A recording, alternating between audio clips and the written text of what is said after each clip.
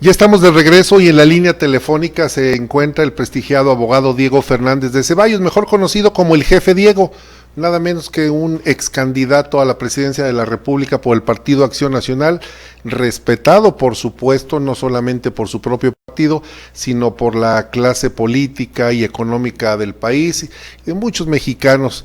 Licenciado Diego Fernández de Ceballos, ¿cómo se encuentra usted? Bien, Rodolfo, te saludo a todo tu equipo y a tu audiencia. Muchas gracias. Pues son demasiados temas, pero sé que por obvio al tiempo me voy a sujetar a uno solo, o si usted me dice, igual lo abordamos otros, porque estamos ante un gobierno de ocurrencias con corrupción actual que no la ven, problemas de justicia, Estado de Derecho, hay un desprecio por la sociedad, la inseguridad, problemas de salud, problemas de gobernabilidad. Pero quiero preguntarle en su calidad de abogado, en experto en este tema, si específicamente el manejo que hizo el presidente Andrés Manuel López Obrador con respecto a la disposición de 2,000 millones de pesos del Instituto de los Trabajadores del Infonavit y de los 500 millones de pesos para comprar boletos, para regalarlos a diferentes instituciones, a diferentes hospitales, si constituye un delito de peculado, más allá de la tomadura de pelo, porque nunca rifó el avión.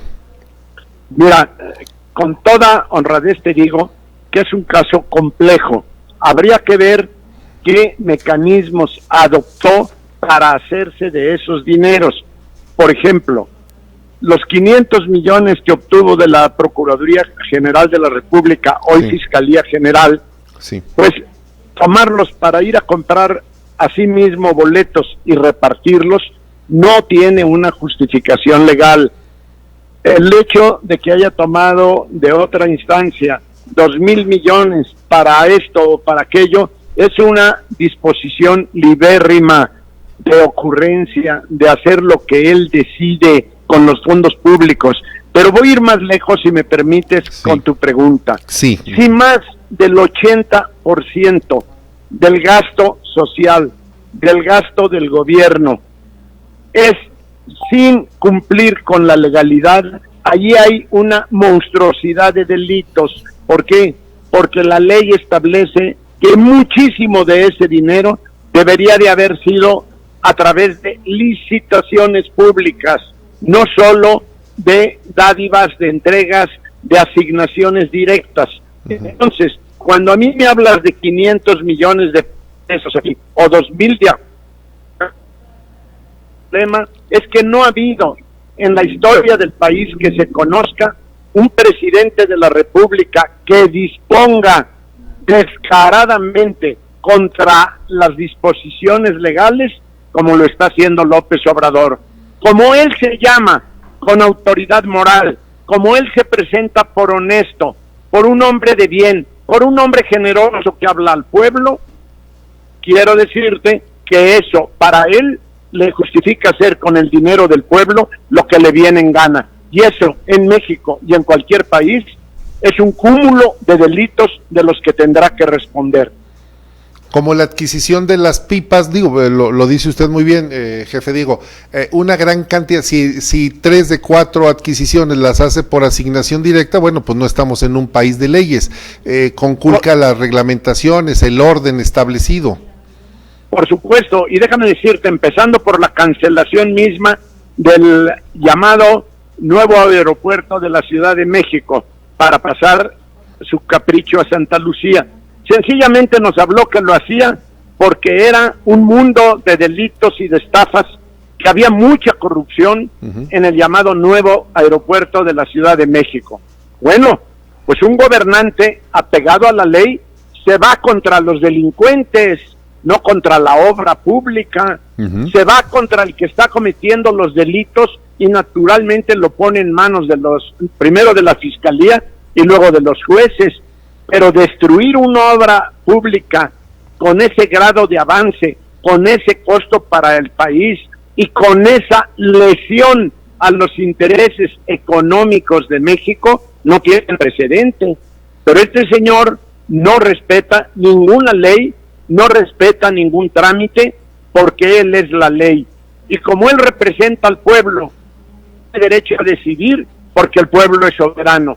Es una estafa de presidente, es un hombre sin honor y sin vergüenza, sin conciencia de su responsabilidad actual y de su responsabilidad histórica. Y lo que más lamento es que no se trata simplemente del abuso y atropello de un hombre, sino de la frustración que para tantos millones de mexicanos ha representado la llegada de López Obrador y el manejo que hace en el gobierno. ¿Por qué? Porque hay que decirlo también. Había un mundo enorme, indescriptible, de abusos de poder y de latrocinios en la administración pasada, como posiblemente las hubo en otras más. Pero precisamente contra ese abuso votó el pueblo de México mayoritariamente por él. Claro. Por lo menos los que acudieron a las urnas fueron mayoría, no la mayoría de los ciudadanos, pero sí de los que fueron a votar, hicieron una mayoría con la esperanza, por haberle creído que él era un hombre honesto, y ha demostrado ser un hombre absolutamente deshonesto.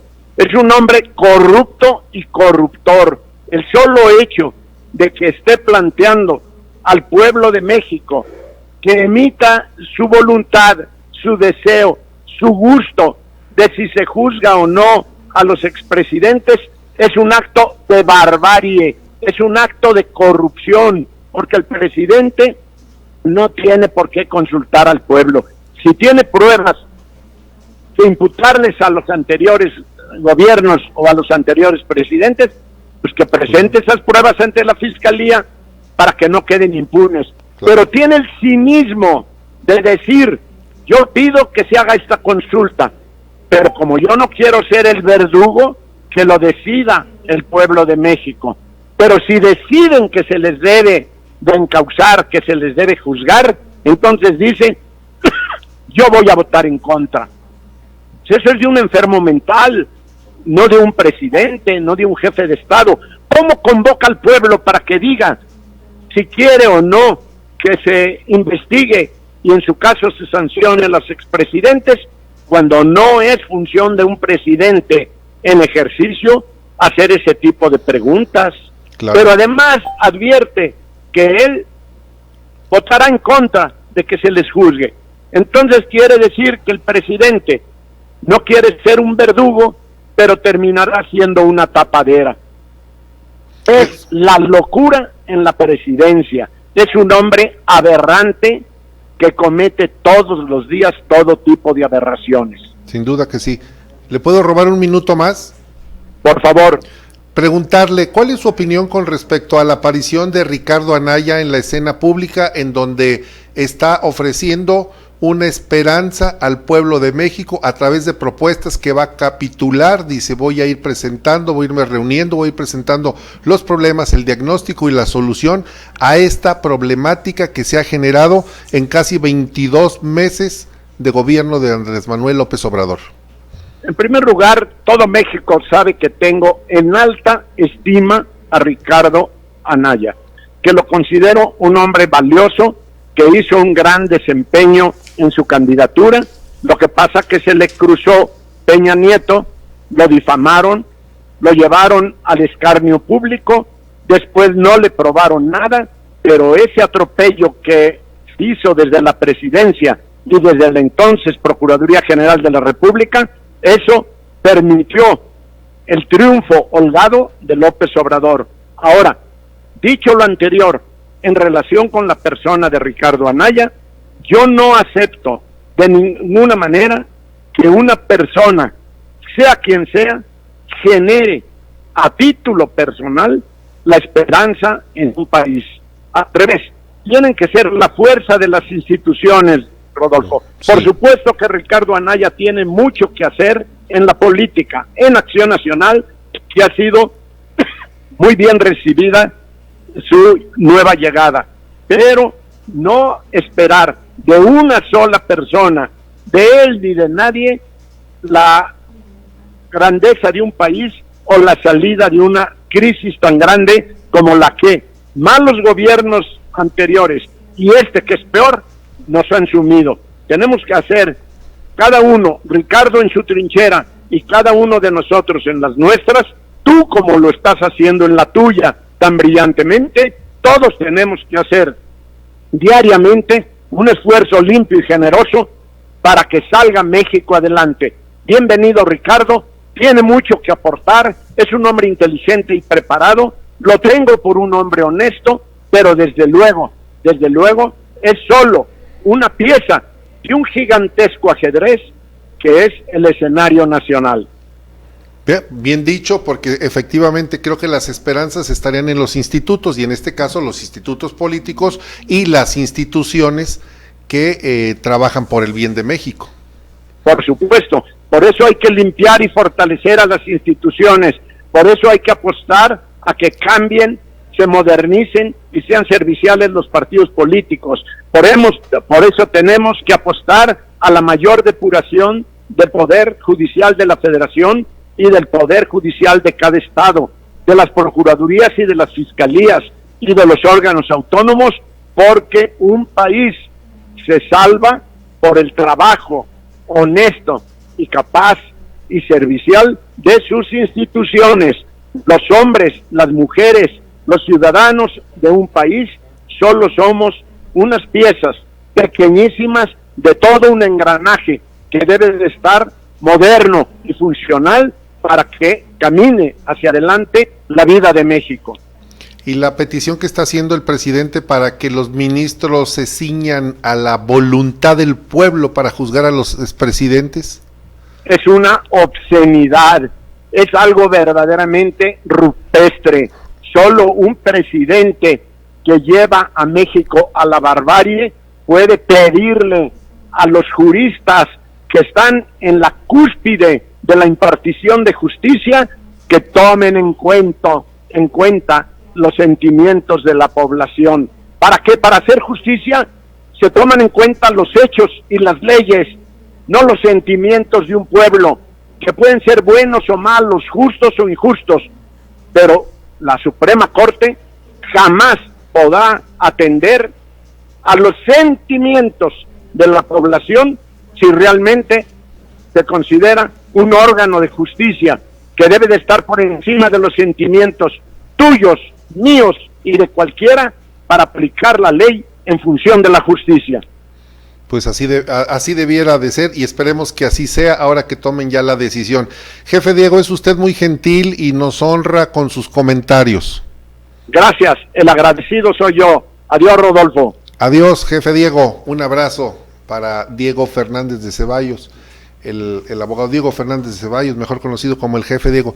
Fuerte, directo, contundente, como debe de ser. Y se quedan, quiero decirle que se quedan muchas preguntas al aire. Créame lo que pudiéramos hacer un programa de 1 hora con el jefe Diego. El tema es que el señor en ese momento nos dice, voy manejando, por prudencia me voy a hacer a un lado, tengo un compromiso, pero toma la llamada y da la cara.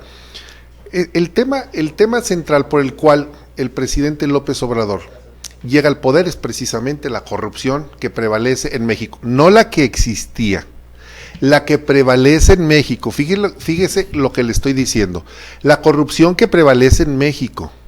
Por eso ganó, porque él sí ofreció una esperanza, un cambio, un país diferente, instituciones renovadas, oxigenadas, en las que la corrupción estuviera erradicada.